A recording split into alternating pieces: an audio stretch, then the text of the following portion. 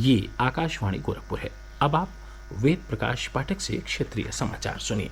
प्रदेश में विधानसभा चुनाव के दूसरे चरण में कल 64% से अधिक मतदान हुआ। दूसरे चरण में 9 जिलों सहारनपुर, बिजनौर, मुरादाबाद, संभल, अमरोहा, रामपुर, बदायूं, बरेली और शाहजहांपुर की 55 सीटों के लिए वोट डाले गए। इनमें सर्वाधिक 72% के करीब मतदान अमरोहा जिले में हुआ। इसके बाद सहारनपुर जिले में 71% से अधिक, मुरादाबाद में 67% से अधिक, बिजनौर में 65% से अधिक, रामपुर में 64% से अधिक, संभल में 62% से अधिक, बरेली में 61% से अधिक, बदायूं और शाहजहांपुर में 59% से अधिक मतदान हुआ। मुख्य निर्वाचन अधिकारी अजय कुमार शुक्ला ने दूसरे चरण का मतदान निष्पक्ष और शांतिपूर्ण ढंग से संपन्न होने पर सभी मतदाताओं, राजनीतिक दलों, निर्वाचन व्यवस्था में सहयोग करने वाले अधिकारियों व कर्मचारियों, पुलिसकर्मियों, केंद्रीय रिजर्व बलों और मीडिया कर्मियों का आभार व्यक्त किया है। विधानसभा चुनाव के छठे चरण के लिए नाम वापस लेने का कल अंतिम दिन है। इस चरण के लिए नामांकन पत्रों की कल जांच की गई, जिसमें 706 उम्मीदवारों के नामांकन वैध पाए गए। छठे चरण में 10 जिलों बलरामपुर, सिद्धार्थनगर, महाराजगंज, कुशीनगर, बस्ती, संत कबीर नगर, अम्बेडकर नगर, गोरखपुर, देवरिया और बलिया की 57 सीटों पर 3 मार्च को मतदान होगा।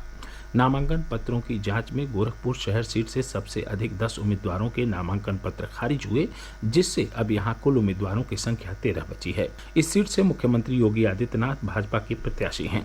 बलिया नगर सीट से 9 नामांकन पत्र खारिज हुए, जिसके बाद यहां प्रत्याशियों की संख्या 14 बची है। बलिया की बांसडीह से भी 9 नामांकन खारिज होने के बाद अब यहां उम्मीदवारों की संख्या 13 है। बलरामपुर की तुलसीपुर सीट से 17 उम्मीदवारों के नामांकन मंजूर किए गए हैं।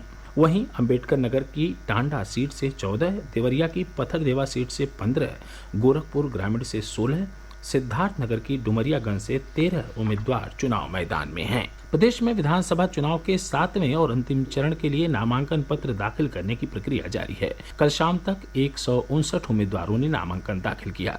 इस चरण के लिए नामांकन पत्र 17 फरवरी तक भरे जा सकते हैं। 18 फरवरी को नामांकन पत्रों की जांच होगी और नाम वापस लेने की अंतिम तारीख 21 फरवरी है। प्रदेश में विधानसभा चुनाव के तीसरे और चौथे चरण में होने वाले मतदान के लिए प्रचार जोरों पर है। राजनीतिक दलों के स्टार प्रचारक जनसभाओं और घर घर जाकर जनसंपर्क के माध्यम से मतदाताओं तक पहुंच रहे हैं। भारतीय जनता पार्टी के वरिष्ठ नेता और गृह मंत्री अमित शाह ने आज औरैया के दिबियापुर में जनसभा को संबोधित किया। उन्होंने कहा कि पहले और दूसरे चरण के मतदान से साफ हो गया है कि प्रदेश में एक बार फिर से भाजपा की सरकार बन रही है। उन्होंने कहा कि पार्टी की सरकार बनने पर किसानों को अगले 5 साल तक सिंचाई के लिए निःशुल्क बिजली दी जाएगी।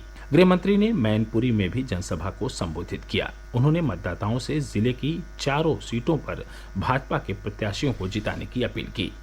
भाजपा नेता और मुख्यमंत्री योगी आदित्यनाथ ने आज फिरोजाबाद जिले में जनसभा को संबोधित करते हुए कहा कि उनकी सरकार ने प्रदेश को दंगा मुक्त किया है और पिछले 5 वर्षों में राज्य की सुरक्षा व्यवस्था को सुदृढ़ करने पर विशेष जोर दिया है। श्री योगी ने इटावा और कासगंज में भी चुनावी जनसभाओं को संबोधित किया। समाजवादी पार्टी के अध्यक्ष अखिलेश यादव ने आज फतेहपुर में जनसभा को संबोधित किया। उन्होंने कहा कि पहले 2 चरण के मतदान के बाद समाजवादी पार्टी और उसका गठबंधन भाजपा से काफी आगे हैं।